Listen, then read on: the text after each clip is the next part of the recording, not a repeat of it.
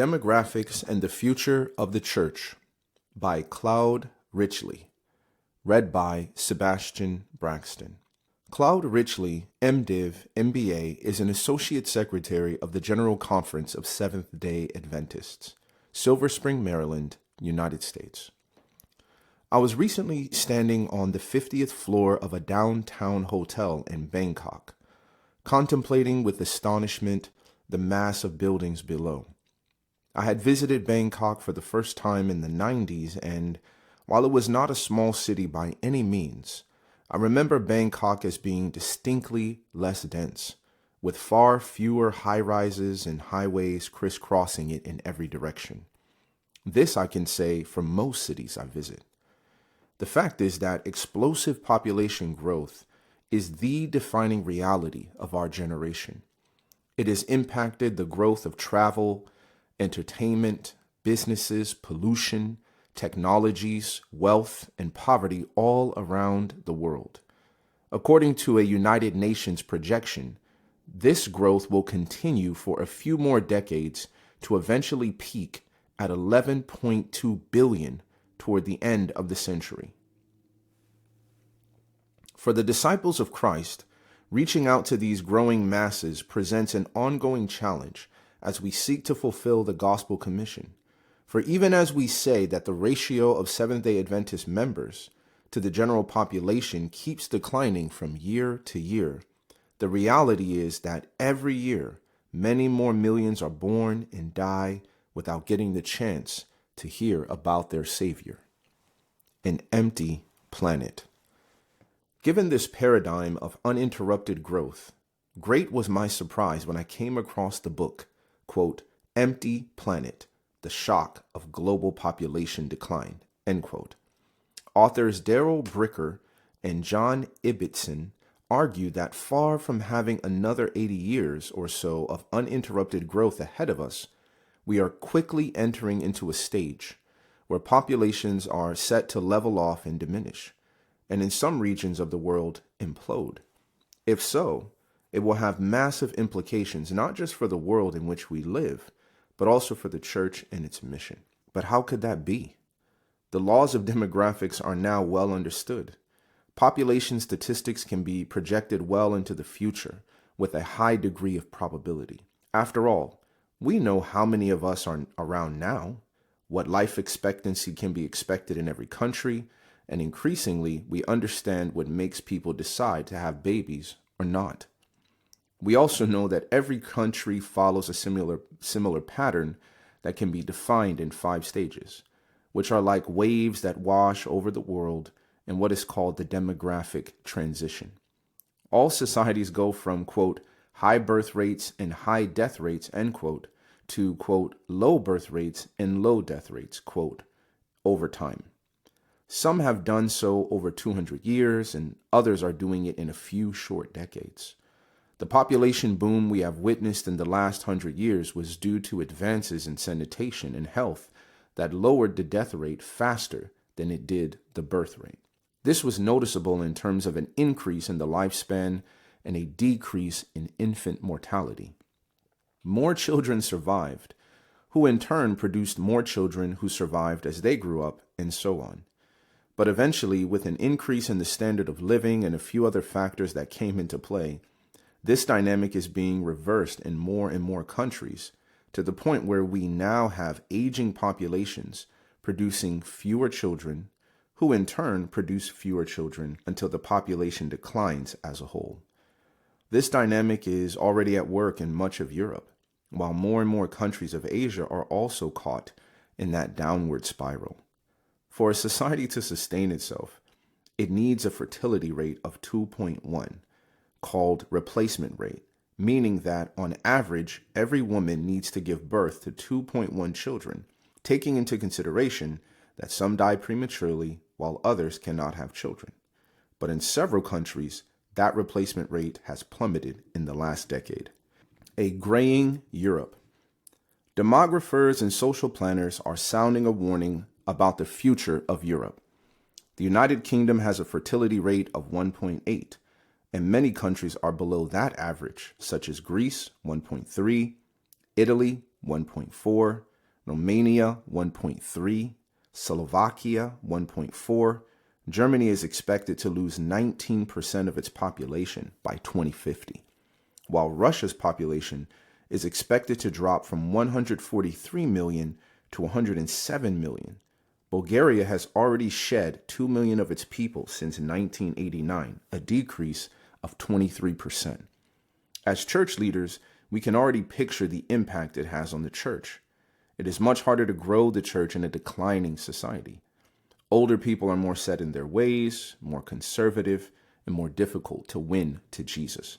Our aging churches also have fewer children and are therefore less attractive, less dynamic, and less likely to be successful in winning people for Christ. But there are two illuminating stories from the research conducted by Bricker and Ibbotson that make for interesting reading. A faltering Asia. The first story concerns population decline in Asia. Japan's population has already started to decline and is currently the oldest on Earth. More than a quarter of all Japanese alive today are seniors.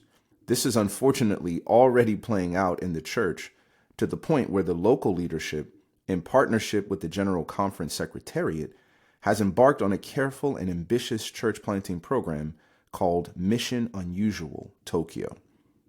Its goal is to start 300 small groups and plant 30 house churches and 2 centers of influence in the central part of Tokyo, with the help of GC-placed mission teams working in cooperation with the local leadership in a disciple-making format.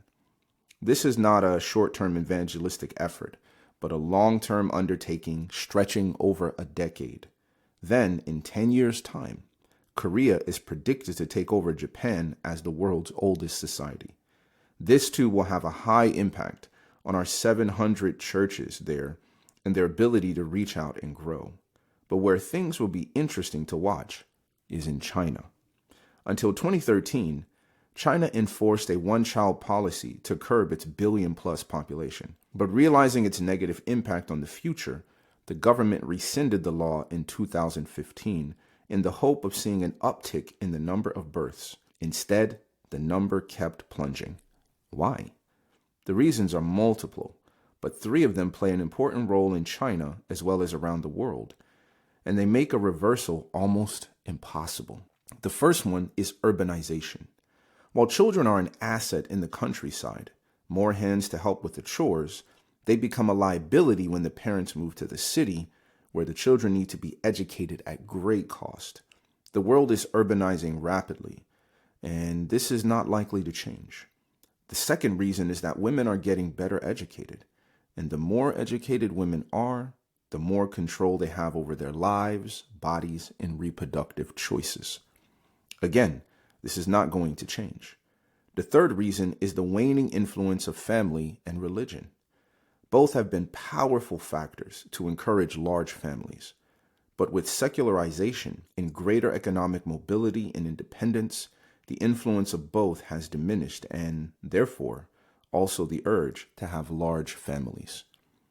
So, while the government can try to implement policies that help families, these do not produce lasting change in the overall trend and will not produce drastic improvements in the fertility rate.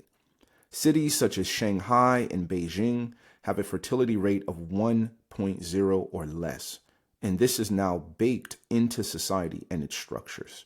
Small apartments, high cost of living, 2-earner families, and the love of personal indulgences make it almost impossible for the Chinese to reverse this trend. As a result, quote, the Middle Kingdom will have a population of just 560 million by the end of the century, according to Bricker and Ibbotson. China has had a tremendous impact on the world through its astounding growth, leading some to say that, quote, the number of Christians in communist China is growing so steadily that by 2030, it could have more churchgoers than America. Fenggang Yang, professor of sociology at Purdue University and author of Religion in China, Survival and Revival Under Communist Rule, says, quote, by my calculations, China is destined to become the largest Christian country in the world very soon, end quote. How China and the world will be impacted when China's population declines may be too early to tell. But if these calculations hold in spite of the loss of population, it may mean that in a few decades, China could be mostly Christian, an astounding triumph for the gospel. A surging Africa. The second story is that Africa's population will continue to grow until the end of the century. Its population could go from 1.3 billion today to 2.5 billion in 2050 and 4.3 billion by the end of the century. It means that Christianity will be black and the Seventh-day Adventist Church will largely be African. Not unsurprising when we consider that already in 2015, greater than 1 out of 2 Seventh-day Adventist baptisms worldwide took place in Africa. Based on current trend lines, 1 out of 2 Seventh-day Adventist members will live in Africa as early as 2033. The implications are that African membership will assume greater responsibilities in the world church, both in financial support and in the provision of well-trained, world-class leadership. Because there is a high correlation between population growth and church growth, we can expect church growth in Africa to continue well into the future, while other parts of the world will be retrenching, including North America. A diversifying North America. At 1.9, the reproductive rate in the U.S. is short of the replacement rate, but the country makes up for it through immigration. Immigration has always been an engine for growth in the past, contributing to both economic and church growth. Were it not for that factor, membership would have already leveled off a couple decades ago. The question is, how long is immigration going to remain a factor for growth in general, and for the U.S. church growth in particular? Starting with the economic crisis of 2008, quote, more people have gone back to Mexico and Latin America than have come north to the U.S. Researchers studying the phenomena cite a weakening American economy, greater availability of jobs in Mexico, and the declining Latino fertility rate. End quote. Policies coming out of the U.S. administration further cloud the prospect for immigration into the U.S., legal or illegal. This is presumably a short-term issue, for the strength of America relies in large part on the strength of its population. Bricker and Ibbotson write, quote, even at current levels, it is expected to grow from 345 million today to 389 million by 2050 and 450 million in 2100, a solid 100 million more than today, and closing in on a much diminished China. Whatever else might be added to the geopolitical calculations, demographically, the American advantage is decisive. End quote. While the U.S. church still has opportunities to reach all those who are first-generation immigrants, from the Christian perspective, it remains to be seen how much of America will still claim denominational affiliation.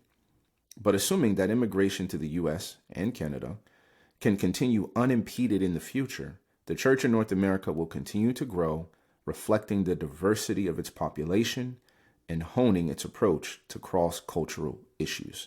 The church adopting as its motto, quote, I will go, end quote, may mean fewer overseas missionary assignments and more willingness to reach across cultural divides, across the neighborhood, or even across the street.